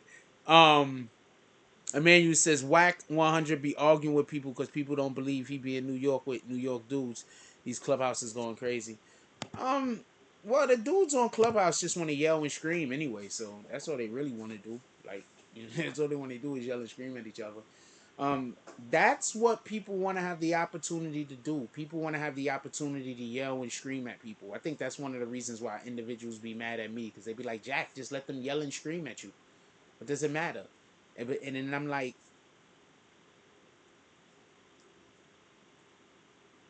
I want to do well and I want to win and I want to be successful in all of this. Don't get it confused. But I also don't want to do anything that I think is going against the Most High. And if I'm purposely creating a situation where I'm then encouraging other people to do sinful shit, then I'm participating in their sins. So that's part of the shit that fuck with me. You understand? Like, I think that that's something that people really don't get. That I might think too far into the future when making decisions sometimes. That's what I'm going to say. I think that's a very bad habit of mine. I sometimes think so far into the future. I used to not think about any consequences at all, ever, to be honest with you. But now I probably think about too far into the future sometimes. So sometimes it just paralyzed. I'd be like, I don't know if I should do these things. Let me make sure I ain't leave this pot on that have water in it. I'm thinking about that shit now. No idea. Like, oh man, I don't know if I'm gonna be doing these things. Like all of the things. So yeah. But yeah, that's how I do the interview though. Right like that. Look, sit down, talk.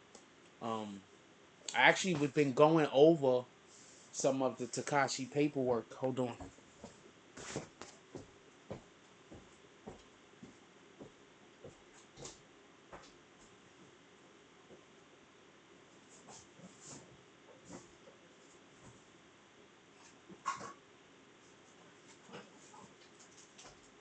So,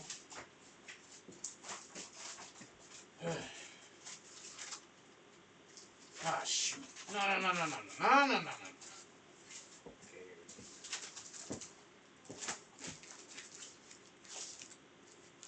I don't really want to show this book.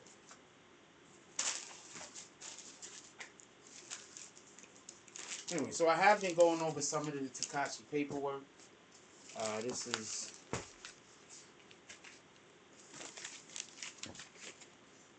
You can see this is some of my writing from when he was actually in court.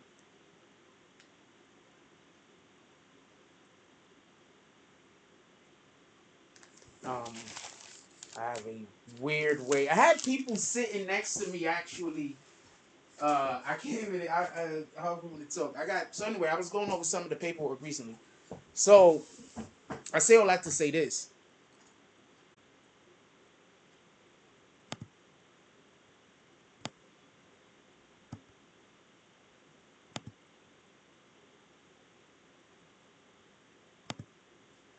Is that shit fixed? That shit cut, my whole shit cut off like 2 seconds ago.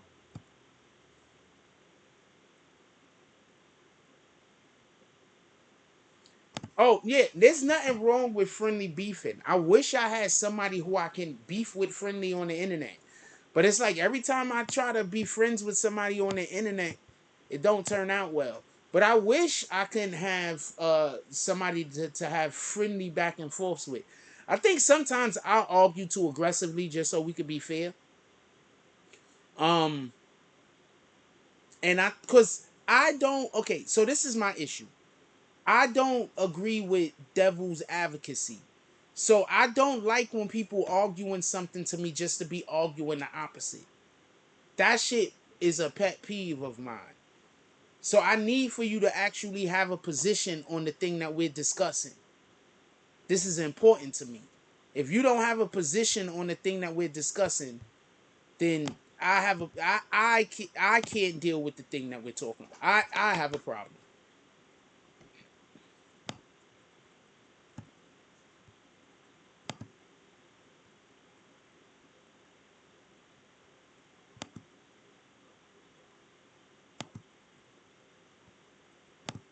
You understand? So I don't know what just happened over there. Yes, I watch a lot of animal videos. That's why you see them showing the dog video right there. I watch a lot of animal videos. Are they gonna? Okay, there we go. I watch a lot of animal videos. I don't know what to tell you. I watch a lot of animal videos. I like them.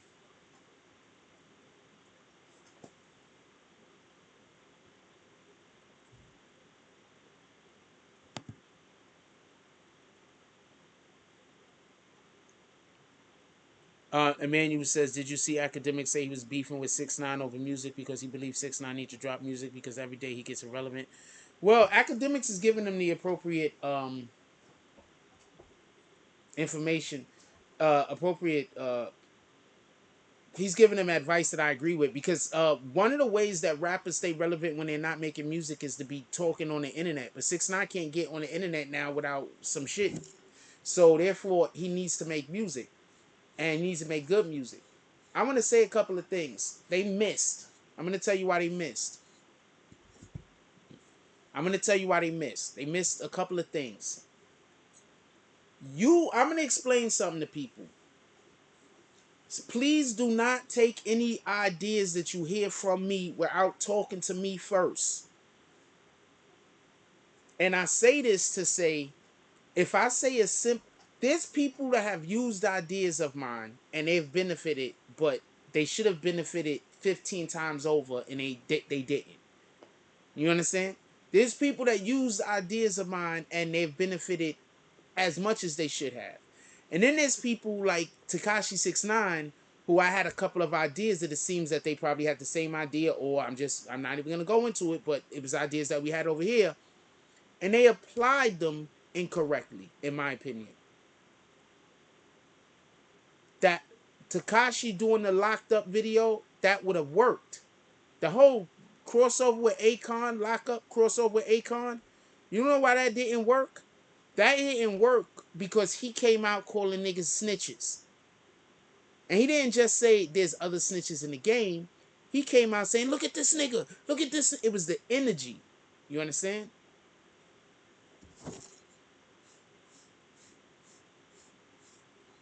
It was the energy.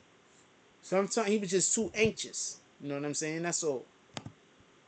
I think that those were good ideas. I think he was just too anxious. I think that that is directly why the Akon video didn't work. He is just too anxious. That's it. And look, that's neither here nor there. I don't really care about that. That's not my business.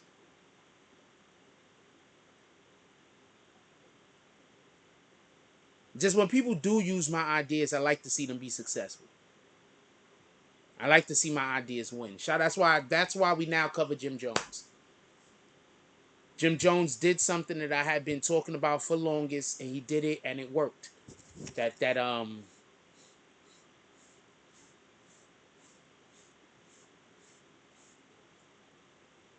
quarantine studio that he was doing. Like for the whole year and a half before even the pandemic, I was talking about basically that's the type of way that niggas need to move. Doing exactly what he did. I was talking about it for at least a year and a half before the pandemic even happened.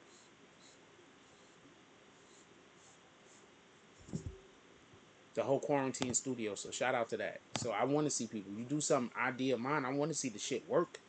I want to know that it was applicable. I want to know the concept, the design, all that shit. I want to know that it worked. You know what I'm saying? Because 9 times out of 10, I have a bigger idea that idea is attached to. So if that idea works for you, then that helps me. You just basically ran a simulation, part of a simulation for me for an idea that I have. So I want to see your idea work. 90% of the shit a majority of the ideas I tell y'all on here is just a part of a bigger plan or a part of a bigger idea. It's just a piece. Majority of the shit I say. There was so many other things he was supposed to also do to go with all of that shit that I said. A lot of other things that also was supposed to be added. Even the rollout for the dropped out song I didn't like. I didn't like that they dropped it. I didn't like the rollout.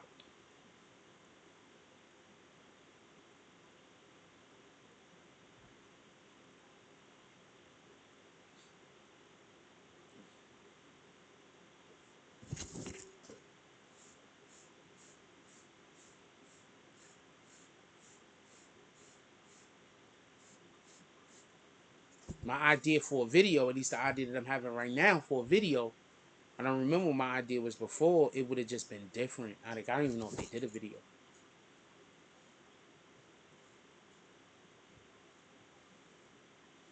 But it was part of a bigger scheme. It wasn't just to make a locked out song. It was a part of a whole bigger idea. That would have worked. It would have worked. He would have had to also have acknowledged some faults and some blames and came clean about some things. But like a lot of people think, I just know too much. He wouldn't want to talk to me. But I'm not trying to expose him. So I'm not trying to expose anybody. So, it's like, I would even say it like this. This is what we do. Do the video, right? You have total rights to the video, right?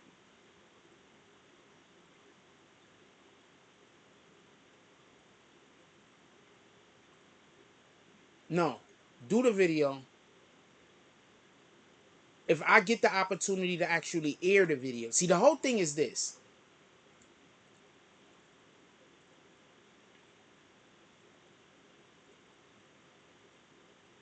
I don't want to say a thing because I have to tell you about a discussion I had with somebody. So I don't want to say a thing. I'm going to leave it alone. I'm going to leave it alone. I'd have to talk about a thing I don't want to talk about.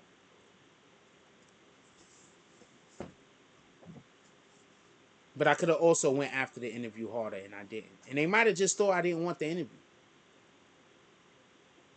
Like a lot of times people think that I'm blah about things, or they think that I don't care about things that I actually care extremely passionately about. But I have like this valve in me, so a lot of things that I care passionately about, I can't really outwardly express it because it'll be too much. So like sometimes that's the time. That's it. It's on that type of time sometimes. Emmanuel says Whack 100 said that the DSPs and venues are open now for 6ix9ine, and he has the music. He's just waiting for 6ix9ine to drop it. Akademik said the same. That's it. 6ix9ine holding back. I don't know. Maybe sometimes I make videos and don't upload them.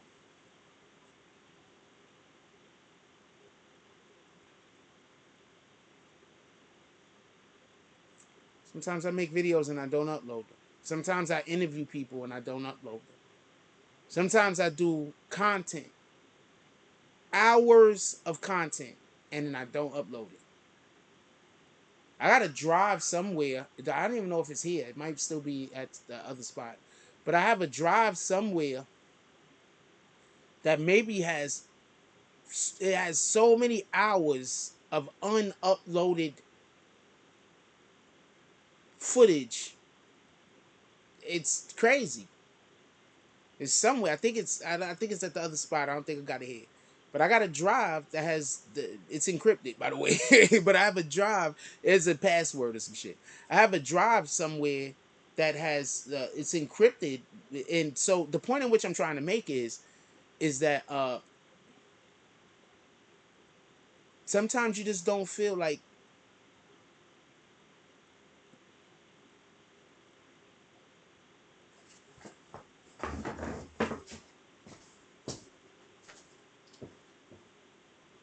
While I'm saying that,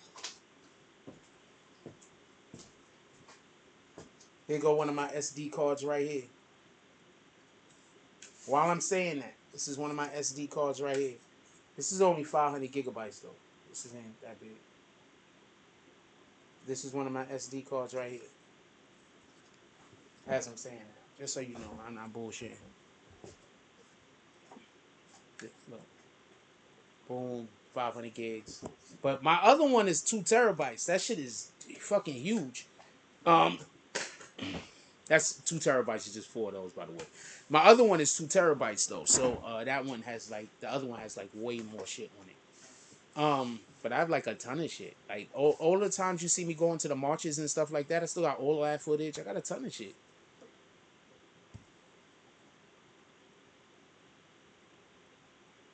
6ix9ine says he wants a good rollout for his music. I believe he wants to do something viral. That's how his old music hits because it was related to viral moments he had in the streets.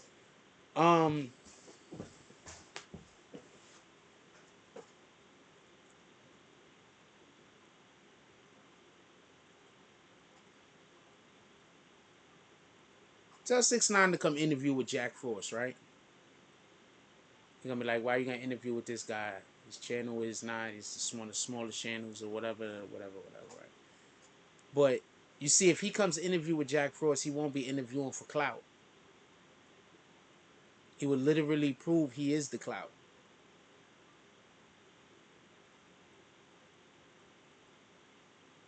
You know how much of a big win it would have been for him? It would have been so fucking gigantic of a win for him to have come straight out of jail. And instead of looking for a big, huge platform to interview with, to go interview with one of the smaller YouTube channels that was fair to him. You know what kind of character that would have displayed to the world? That would have been one of those things that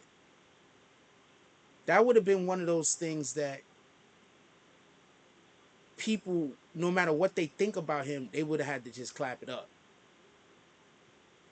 Like niggas would be talking mad shit about him, but like, yeah, but that nigga came straight out of jail. And that was that one YouTube content creator that was fair shit. And that nigga went and gave that dude an interview and blew that nigga channel up. He trying to get hood niggas to fuck with him. But the main reason why a lot of them niggas ain't gonna respect him or fuck with him is because them niggas don't respect and fuck with niggas that look down on niggas that think that they think they lower than. You get it? What's the first thing niggas say in the hood when they don't like another nigga? Yo, that nigga think he better than me. Right? I'm telling you. Tekashi 6ix9ine would have just said, fuck everything else to the wind. Nobody can dispute how well Jack Frost knows this case. Nobody can dispute it. It cannot be disputed. He should want me to make him look bad. Even though I don't really care to make anybody look bad. But that's the energy that his interview is supposed to be. He's supposed to want in his interview. For the person to be coming for him, but with facts. Not coming for him with just being angry and mad, but with actual facts, so that he could display facts of his own. You see, no interview is going to work for him unless he's also found to be wrong on some of the things in which is being discussed.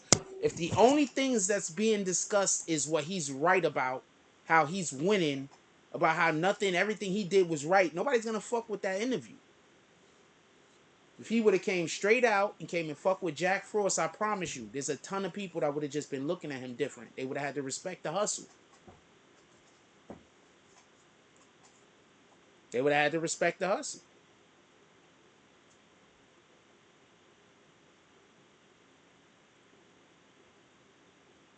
You know how much nigga, like,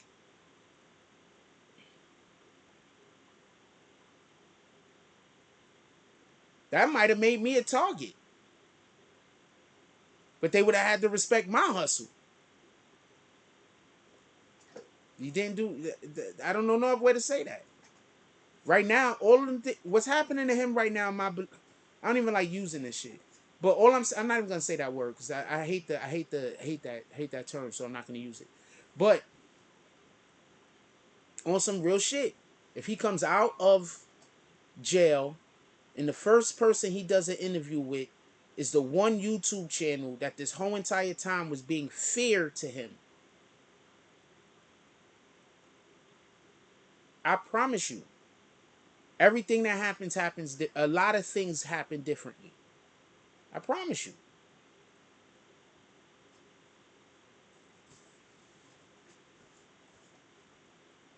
I mean, I'm not even sure what he doesn't want me to say.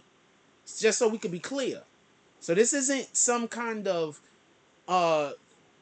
this nigga Jack knows too much and Jack is waiting for him to get on to talk to him because I don't even know what the fuck he, like, and if you think, maybe he doesn't want to interview with me because he's upset at the whole Sarah Molina thing. Have you seen her lately?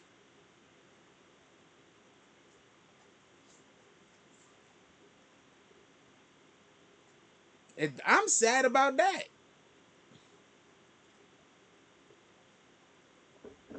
I like seeing couples work out.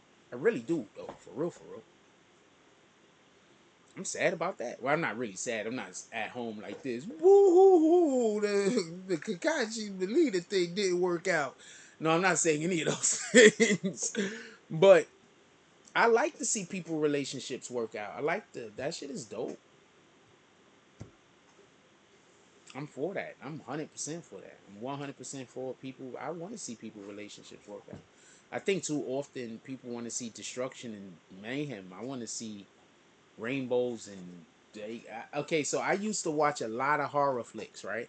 So I used to have this friend. Her name was Daisy. I used to hang out with all the time. So we used to watch horror movies all the time, right? And then I started dating Kendra. And Kendra never liked horror movies. Damn, I talk about Kendra a lot. Kendra never liked horror movies, so I stopped watching horror movies. And I realized that when I stopped watching horror movies, my brain actually started working a little bit differently. So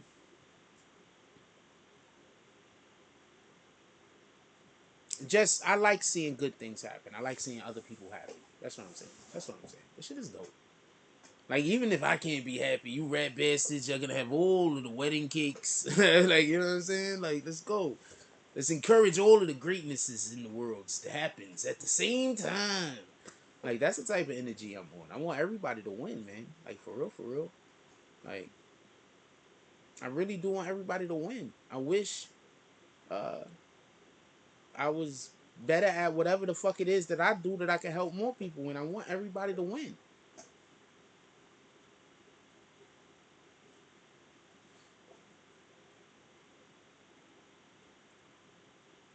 I wish people reshared my posts on Instagram. You have no idea. I used to be like, yo, why do people care if people reshare people posts on Instagram? Now I understand. I 100% understand why people care whether you reshare people posts on Instagram. I be sitting around thinking, I be like, God dang it, I wish somebody reshare my posts.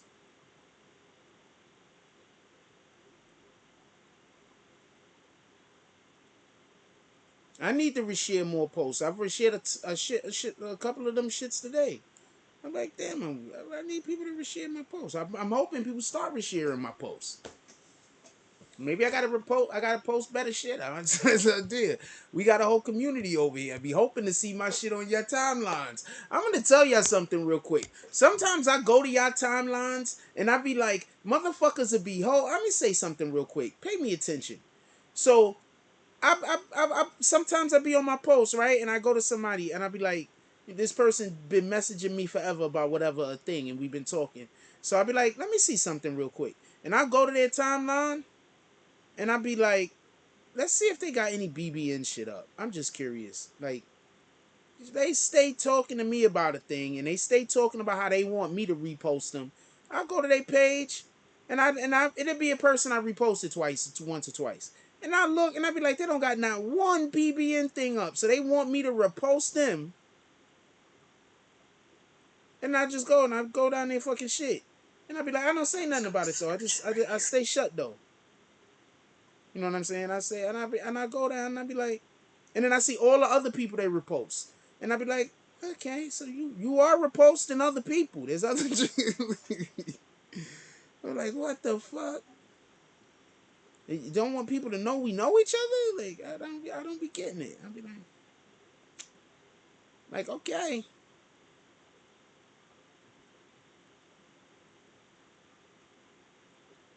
I'm like, okay.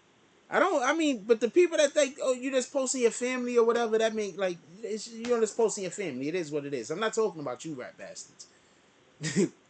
If you just posting your family, it'd be pretty odd. You posting your family, then there's be a picture of Jack in there. You be like, what the fuck is going on? Who's this guy? We are not secret lovers. Secret lovers. Oh, what we are. Trying to hard to find the way we feel. I do not know the words. So we can be clear. I have not heard this song in like 10 years.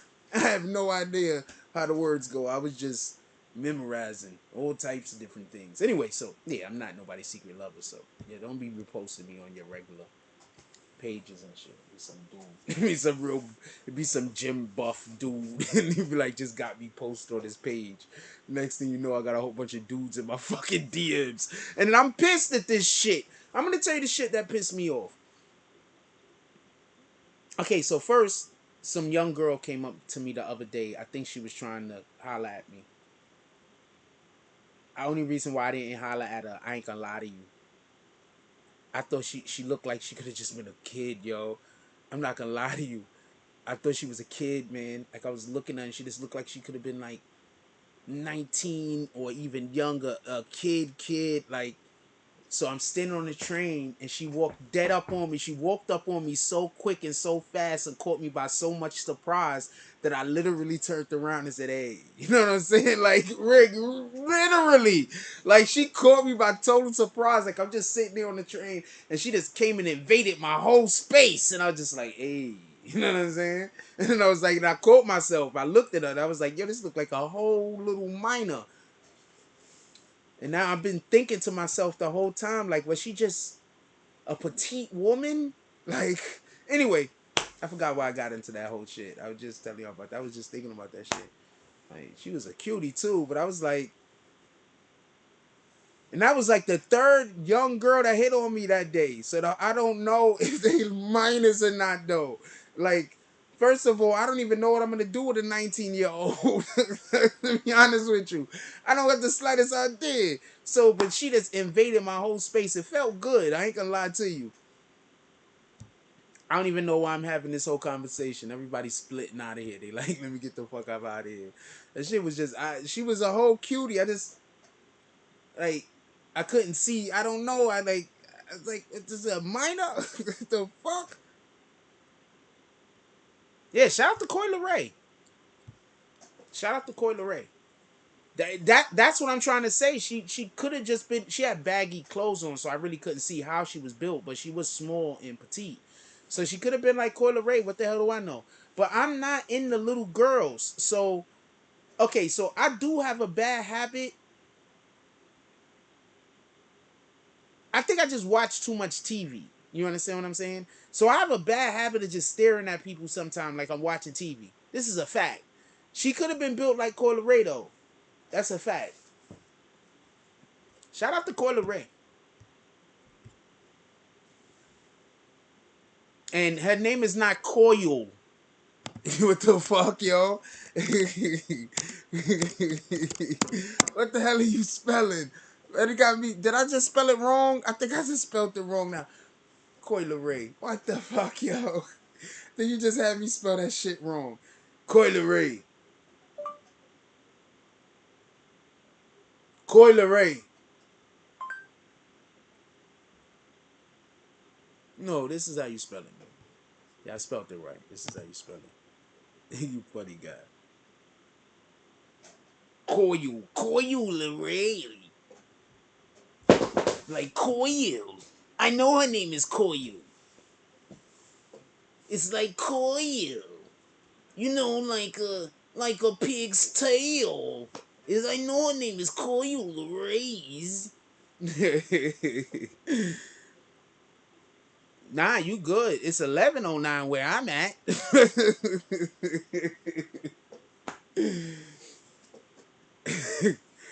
Nah, you probably just hit the space bar at the wrong time. I do that shit all the time.